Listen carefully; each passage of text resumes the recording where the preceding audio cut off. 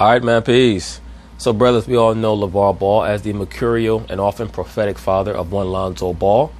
He has made a series of premonitions in the past, particularly in the last 3 years since Lonzo has entered the public consciousness.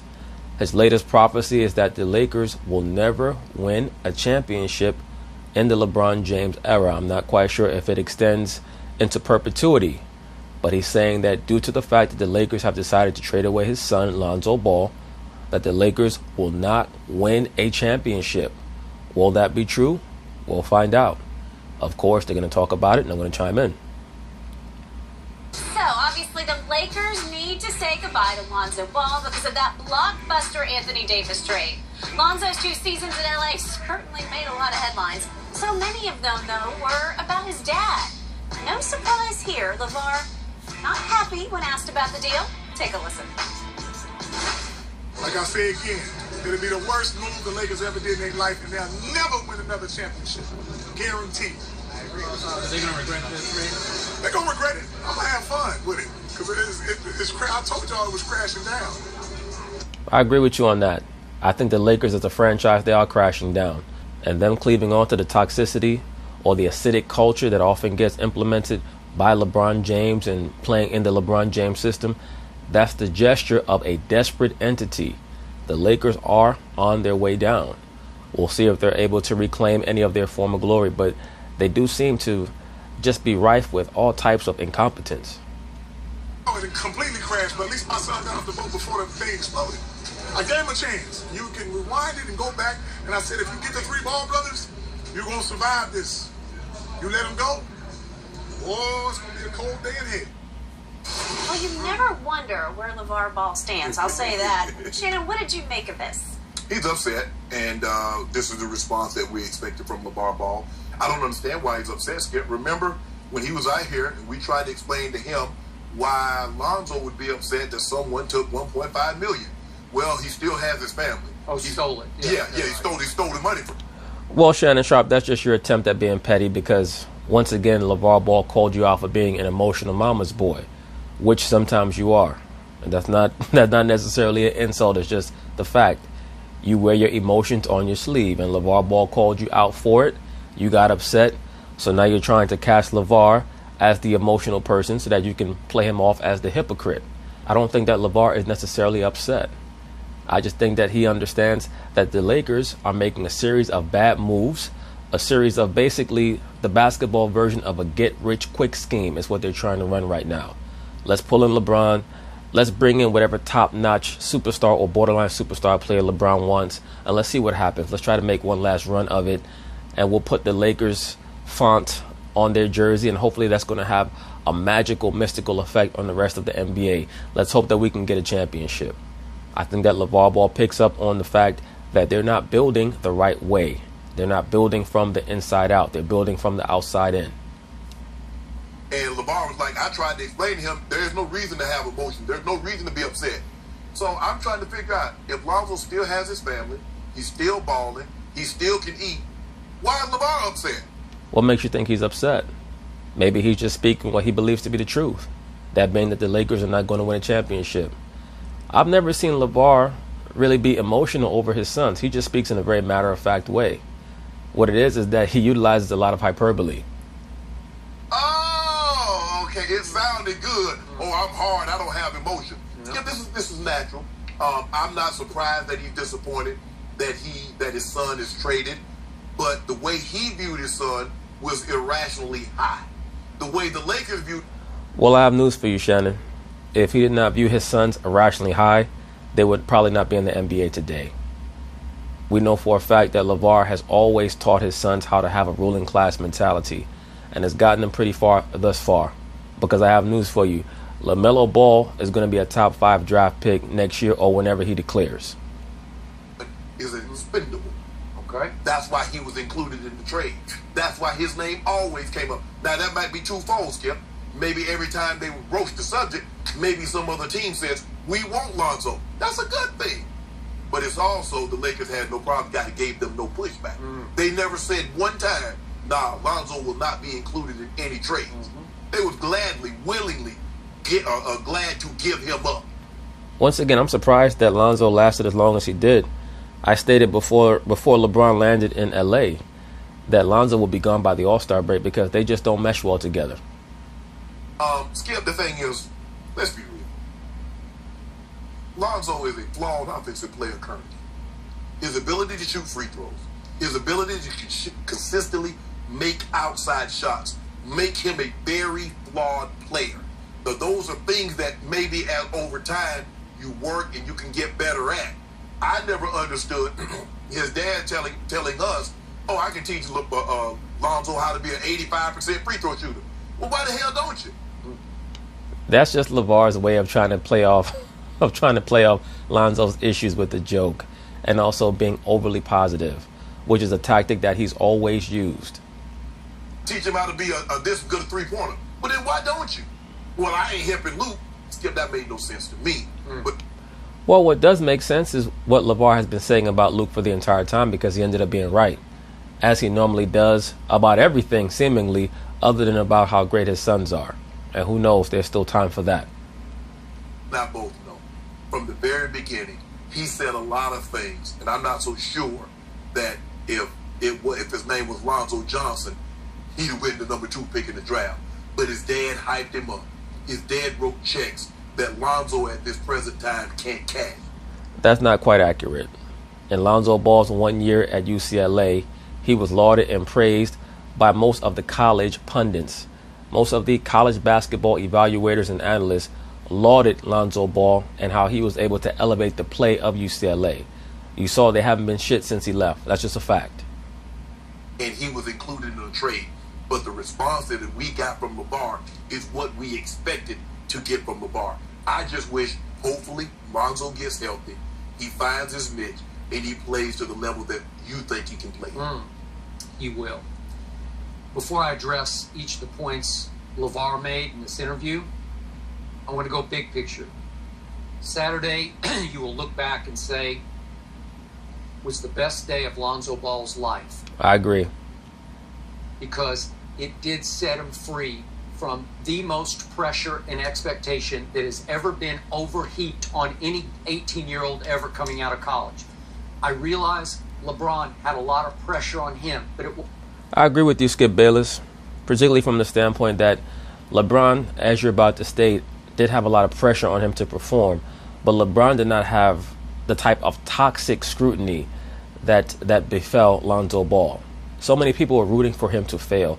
I've never seen an 18-year-old or 19-year-old, however old he was in his first year in the league, in any sport, that had as much vitriol directed his way just because of his father. Because literally, Lonzo Ball has done nothing to alienate anyone, but he's been the recipient of so much acidity, which is really just jealousy, because once again, LeVar Ball exudes the energy of a patriarch. They're trying to destroy the concept of patriarchy or male rulership, whether it be in the workplace or in the household or in government. They're trying to destroy it everywhere you go. So anytime you're an authoritative man or you speak with a sense of authority, they're going to try to talk you down, and they're going to try to accuse you of being toxic, when in fact it's mostly these women and these male Luciferians who are toxic. When I say these women, I'm talking about the liberal ones, the ones who embrace Luciferian ideologies. But just getting back to the point, that's why Lonzo was the recipient of all this. If Lonzo had been the product of a single mother and his mother was at the game clapping and always trying to jump in and talk for her son, there wouldn't have been this problem. Because in America, they worship the mother goddess. This pressure, because he didn't have a hype man, a hype artist, saying he's immediately going to be better than Steph Curry or whoever you want to throw out there. Yeah, everybody. And the target on this kid's back, and he's a good kid. I think he has a toughness to him, but I think he got completely overwhelmed by Magic Johnson saying, one day, #2 will be raised, and this is the good #2. Skip just cannot get over Kawhi. That Lonzo's #2 will be raised into the Laker rafters. So Lonzo, that was at the press conference, I'd say. Because that's if Magic Johnson puts that target on your back, and then your father is just hyping and like crazy hyping, like insanely hyping you, to the point that Patrick Beverly on opening night just destroys the poor kid and keeps pointing to the father in the stands, it's your fault. This is about you, Lavar. Yes. Well, how do you overcome that as a rookie point guard? Point guard's the hardest position to learn, to transition to, Right. and to have that burden on your back every night, and then try to learn how to play with LeBron. They're not a great fit. I thought they played together pretty well. Right, but really, who's a good fit with LeBron James? LeBron has been in the NBA for 16 years. For 16 years. Name another very good to great player who's been a great fit with LeBron. You could say Kyrie, but Kyrie couldn't stand playing with him. You could say D-Wade, but D-Wade basically had to give over the keys to the Miami Heat franchise just to appease LeBron. LeBron is a narcissist and an egomaniac. He does not fit in well with others. He has to be the center of attention at all times. That is why had Kawhi Leonard chosen to go play with him, it would have been the worst decision of his professional life. But again, they play the same position. LeBron is at his best, at his greatest, when he is bringing the ball up the floor and orchestrating. He was born to do that. He's still the best passer in basketball. He's still the best. He's definitely up there. I'm not quite sure if he's the best passer in basketball per se. There are not that many great passers in basketball, period, anymore. Ricky Rubio is up there. Chris Paul's up there. LeBron is up there. Three-point passer to Rajon Rondo. Snipers and marksmen. And they didn't have many last year, obviously. But any. Well, Kuzma would make some occasionally, and then KCP would make some occasionally, and then they get Reggie Bullock, and he made a couple here and there. I don't know, but it wasn't what I thought it was going to be, or you thought it was going to be. But again, that was untapped potential of LeBron last year, because he can see over a defense at 6'9" and throw skip passes completely across to wide open snipers. That's how they played in Cleveland. They weren't able to do that. And Miami. Okay? And in Miami. So again, Lonzo, LeBron, not the best mix, but they're both so high IQ that they figured it out. I agree with that. I think that both LeBron and Lonzo realized that they were never going to fit in well together, but they both have such a high individual basketball IQ that they said to themselves, you know what, let's try to make this as amenable as possible. Since neither one of us are necessarily overtly confrontational, we know that it's not going to work in the long term, but let's try to act like we're going to make it work as long as we can. It's almost like a cellie in prison, or some roommate that you have involuntarily. I think they kind of vibed off each other and enjoyed playing. Right. And I'm going to say this again. Lonzo made some big threes last year. He did. Under clutch pressure. Even more, he made some big defensive plays for that team. Lonzo Ball's going to be missed on the defensive end. Gotta make it. He's good at gotta make it threes. Okay. So now, the one thing I've learned about LeVar Ball, you can laugh and scoff all you want, but it's hard to know when the bluster stops and the insight starts, because there is some insight from him. And I agree. made predictions sitting right here on this show that made you just open your eyes, such as, well, Magic's just the figurehead now. Right. He is. We said that, 3 months ago on the show? Before it actually proven to be true. It was proven to be true. Well, so are there things in here that might be close to the truth, if not the truth? Yeah, because LeVar he's a shrewd operator, but he has depth to him. And if you will listen, if you can cut through all the... LeVar has a lot of street wisdom. The issue with LeVar is his pride and his ego. They manifest themselves as arrogance and pomp sometimes. So people see that, and they don't want to take the time to get to understand the depth of his character. BS part, Right. and get to the truth. There's a lot of truth. Now, is he just mad that his son got traded out from under him? Yeah. And again, the biggest impact, that my biggest takeaway from this interview is now Lonzo gets to go all the way. I don't know how far is New Orleans from here? Is it? New Orleans is so much of a better fit for Lonzo Ball, just so that he can grow as a player. He basically is going to be playing with the best alley-oop player in the NBA, at the very least since Blake Griffin, probably since Shawn Kemp and Zion Williamson. All those guys are going to make everyone else on the team better. Their only issue is they're going to have a dearth of outside shooting, which is going to hurt them. 2,000 miles, 1,500 miles. But now that I think of it, they did sign J.J. Redick. Plane ride. Okay, 4-hour plane ride from here. It's a long ways from here. Well, now, will LeVar be at as many Lonzo games next year as he would be in L.A.? No. And maybe it'll be good for the kid just to break free and get out from under. It's not his hometown per se, but it's his home area, Chino Hills, just outside of L.A. Get out from under this. There's no more magic. There's no more pressure. You can start fresh. I like Alvin Gentry. I think he's good with kids. He'll teach him a lot of things that he hasn't quite learned yet. So, again, my biggest takeaway, I think Lavar is onto something here. I think the Lakers will forever regret trading this kid. And again, if you prove me wrong, if they win a championship in the next 2 years, because I think 2 is all, even you agree, that's all that LeBron's got left at an MVP caliber level. We'll see. I think that LeBron's at the point now where you have to take it year by year. I wouldn't even put 2 years on LeBron. As I stated in another video, it would not shock me if we look at him next year and see a discernible drop-off. It really wouldn't. I'm not expecting it per se. But I mean, even just as a player, LeBron has changed his jump shooting form from a pure jump shot to more of a set shot to show you that he's trying to conserve his legs more, which means what? He's not going to be anywhere near as effective on defense for the remainder of his career. I think that LeBron's at the point where he's turning 35, but he has the mileage of a 40-year-old player. You have to watch him year to year. You cannot make 2 or 3 year prognostications. We're all tempted to do so because he's been so stellar over the course of his 16 going into 17-year career. But with players like that, like Indiana Jones said, it's not the years, it's the mileage. 4 good years. To be a top 10 player at year, Skip, because you're 17, 18, to be even a top 10 player at year 19, Skip, that would be unprecedented. Yeah. I'm not quite sure about that. I'm pretty sure that Kareem was considered a top 10 to top 15 player his 17th year in the league. I'm pretty sure about that. What was year 17 for Kareem? I think it was the 85-86 season. I would be willing to bet that if you were to make a list of the top 10 to 15 players in the NBA at that time, Kareem was going to finish in that top 10. Hey, this kid is gifted. He's got things you can't coach, you can't teach, and you're going to see them more fully realized.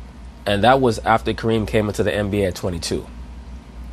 Now in New Orleans. If you don't mind me asking, I'll ask you the same thing I would ask LeVar Ball if he's sitting here. Are the Lakers better on Saturday, or were they better on Friday? It depends on what your aspirations are. If your aspirations are to win a championship, then they're better now with Anthony Davis. Absolutely. You win championships in the NBA with superstars. We all know that. So they're better with Anthony Davis if your aspiration is to win a championship ASAP. Obviously, right here and now, if you add a proven star like Anthony Davis, you're a little bit better. So what's he complaining about? So what's the hell? What? Who says that he's complaining? He's just stating his perspective. You're trying to cast LeVar Ball as this person having this emotional, nervous breakdown because you're still upset about what he said to you about you being a mama's boy. Those are the facts, brother. Hullabaloo about. Okay. Because he's talking crazy. Okay. He's saying that they have completely crashed, and as an organization, I think they have completely crashed. I agree. They've crashed. They're just still on their way down. They haven't hit bottom yet. They were headed full speed ahead. Okay. But I think there's somebody right at the wheel. I don't know who's driving. Adam Silver right at the wheel, Shannon Sharp. I'll help you out.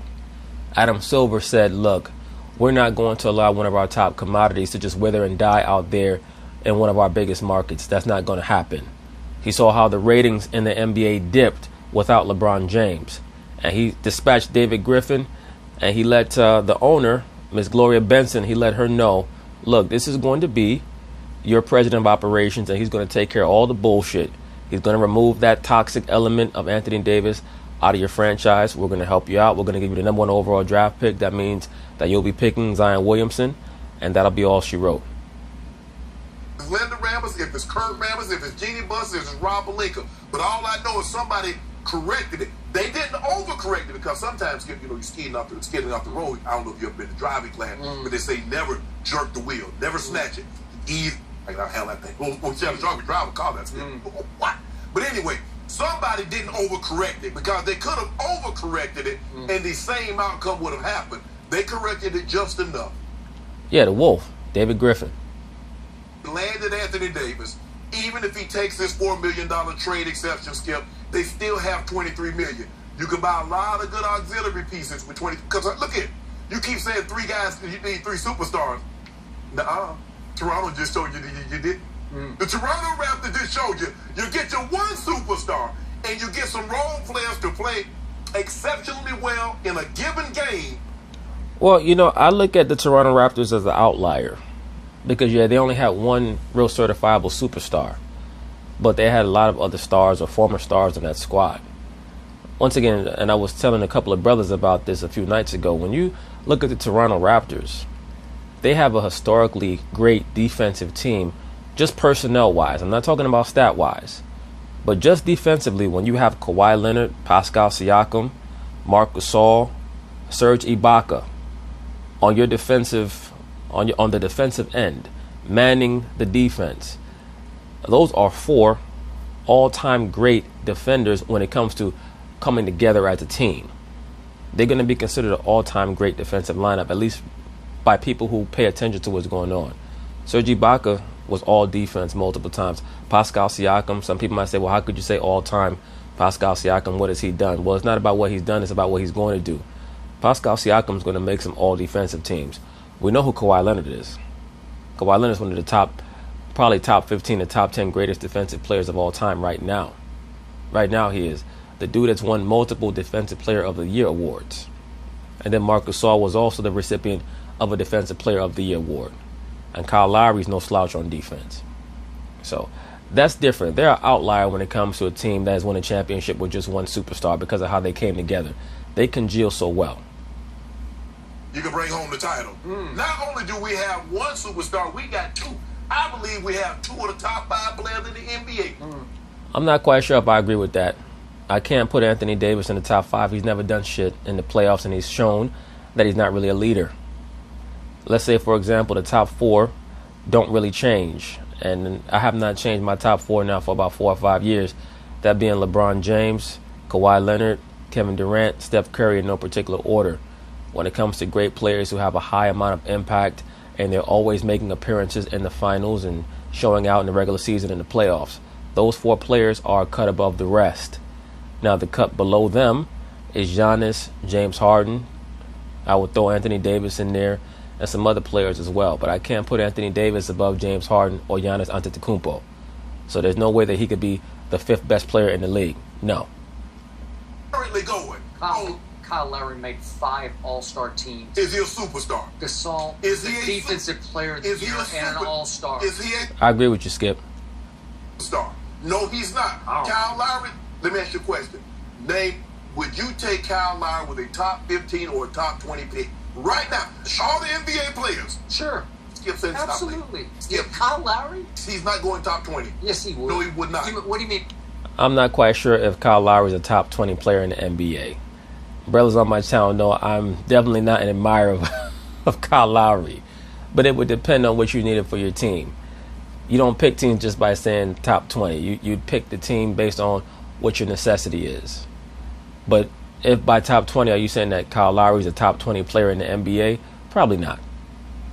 What, you mean the draft right now? If you said, okay, here are 400 NBA players. Oh, I thought you meant if you put him in today's... No, I'm saying here's 400 NBA players currently playing. Take your pick. Go. I don't know. I'd have to put the pencil to that one. I have to figure it out. Top 30? Go somewhere. No, I'm talking top 20. Hey, Yeah, Kyle would be somewhere around top 30, 35. But because he plays so hard and he's so gritty, that's why he's able to make these all-star teams. Because if you just put Kyle Lowry in a physical fitness test or in a physical characteristics test like a combine to see how high he jumps and how fast he runs, he's going to get blown out by John Wall. But Kyle Lowry's a better player than John Wall is. 5-time All-Star. It's hard to find those. You know he wasn't, Skip, because guess what? He was the last player. Remember the NBA draft? Who was the last player selected? You mean the All-Star draft? Only 24. Who was the last player selected, Skip? When? This year. When they divvied up teams. LeBron James was the leading vote getter in one conference, and Antetokounmpo. Okay. Greek Freak was the leading vote getter. Okay. Who was the last player selected? I can't remember, but how many total All-Stars are there? They're 24. Okay, and so if he was last, what did that tell you, G? that he could be top 24? I agree. That's close enough. I mean, Shannon's point would have been better if they chose 50 guys and Kyle Lowry was the last guy picked. If you're trying to argue over whether he's top 20, he got picked 24th, I mean, come on. Right. Top 20. Yeah. Well, 24, 20, No. okay. So is he, hold on. I agree with you, Skip. everybody that gets to the All-Star game are not superstars. Is he a superstar? You can be a star without put that super in front. Right, but Shannon, once again, the Toronto Raptors are an outlier. There are a lot of teams with two superstars that they would have defeated in the playoffs. I mean, one might state that the Philadelphia 76ers were a team with two superstars. Whether you want to say Joel Embiid and Ben Simmons or Joel Embiid and Jimmy Butler, or at least high-level star players. And they were able to defeat them. So, I mean, it's very difficult to evaluate on that level. They went up against the Golden State Warriors. Golden State at different points in the series had Klay and Steph. And they were able to win a couple of games with Klay and Steph in the lineup. But they also lost a couple of games with Klay and Steph in the lineup. So those two guys, that one with the no-look, scratch that. From moving forward, I don't want to see Anthony Davis in anything Pelican. No-look, Nolans, New Orleans, Zatarans, nothing. Okay. Laker gear only. Okay. And I also need to point out that LeVar Ball was completely correct. He saw this from the start, as did I. Luke Walton never bought into Lonzo Ball. I don't know if he felt it was forced on him, if he didn't like the hype, but right away, it's kind of obvious that Luke Walton, for whatever reason, did not like Lonzo Ball, and that may have been part of the contention between himself and Magic Johnson, because Magic Johnson wanted the Lonzo Ball experiment to work. Coming in here pounding the desk about that Luke would play him for 5 minutes and sit him until 5 minutes were left in the half. Yeah. What? Yeah, what are you doing? Skip, I will concede that. LeVar kept saying, we got to get Luke out of there. Right. And guess what? They got Luke out. Well, it was not soon enough. Okay. They've been trying to get Luke out for a minute. Okay. Skip, the problem that Well, they couldn't get Luke out of there because, for whatever reason, Jeannie Buss did not want him out of there. There's a lot of guys that Jeannie Buss just did not want to let go of. I wonder why that is. Rob Pelinka, Luke Walton, Kyle Kuzma. I've told you, brothers, in previous videos for a very long time now that Jeannie Buss is an MK sex kitten. Okay? Of course, everything I'm saying is alleged, but all you have to do is Google her images and you'll see her posing butt naked with two basketballs in front of her breastises. Okay? She was raised up in the programming. But what Lonzo struggled with, as long as the game can get up and down, he's fine. Yeah. He struggles when you get the game into a half-court set. And the great point guard, Magic was Showtime, but Magic could run the offense also in the half-court set. So could Isaiah. So could Stockton. So that's where Lonzo's going to have to revamp his game or to pick up his game. Is that because I don't care how great you are, how much you want to get up and down. Teams will slow you down. Teams will make you play a half-court set. And then, can he do what he needs to get done? And that's where Shannon Sharp, once again, the dude is 21 years old. They talk about Lonzo Ball like he's 29. Struggle. But right now, I like to think the Lakers won this trade, and so will you. Well, they won the glitz aspect of the trade, which is consistent with their brand. The LA Lakers are glitz. So they won the glitz aspect. Let's see how much substance is behind that glitz. We'll find out in about another 8-9 months. It had to be, because the last LeVar quote in this story that I read is about LeBron James. He doesn't actually say his name, but he says, and once you don't believe in him, meaning LeBron doesn't believe in Lonzo because he wanted to trade him at the deadline, then it's hard to come back and be like, oh, you believe in me now. Well, so the bridge got burned. And I think it got... Well, the kiss of death is when LeBron invited Lonzo onto that show to shop. Once LeBron invited Lonzo onto that show, and it really was only to talk about the dysfunction between Lonzo and his pops, you had to know that Lonzo was on his way out. But I knew that anyway. Every time LeBron James pals up with somebody, it's for something of his benefit. It's always for something of his benefit. And a lot of these guys don't understand that. They think that everything is happy, lucky, joy, and all that other shit. And that's not what life is about at the highest levels of professional sports. It's all about bargaining chips. There are very few players in any sport who are immovable. And what most of those players do is they spend their time trying to figure out how to move these certain pieces that are expendable to make their winning opportunities greater and greater. Mike Shanahan tried to trade me twice. Okay. Twice, Jen. He tried to trade you twice, Shannon? For what? What was you doing? You flirting with somebody's girlfriend that you wasn't supposed to be flirting with? Stars these days. Well, I was just been an all-pro, just was an all-pro, three-time all-pro. Yeah, We'd never trade you on this show, though, Shannon, so don't worry, but you can exhale now. You trying to You're safe. You got. Let me say this. This chick, Jen Hill, she does a lot of flirting with Shannon. Shannon got to watch himself because this chick got a little eye on him. Davis, you tried to trade me for who? You got AD. That's a good question. I just want to trade your GO pass. That's all. That doesn't Skip leave go. I'm put it on eBay today. Skip leave go. It'll go for a bit. No. I thought it was a great way to start the show on a Monday It's morning. gonna be on the Little parade comic next relief. Well, you haven't been here that long. So. That's true. Are we going to the parade? Can we do the show for the parade next Which year? parade? You know which Oh, I parade. thought you the meant ladies- going for the rap. I would love to see the Clippers just smoke the Lakers, like sweep them, and have everybody be fully healthy, just to see Shannon Sharp on TV the next day. Lots more to get to this morning. And But anyway, that's basically it on that. We'll see how things go for Mr. Lonzo Ball, but he'll find out, as many people find out when they go through things that they think are a big deal and they're really not, that it's the best thing that ever happened to him because it's going to make him a better person and a better player. So peace.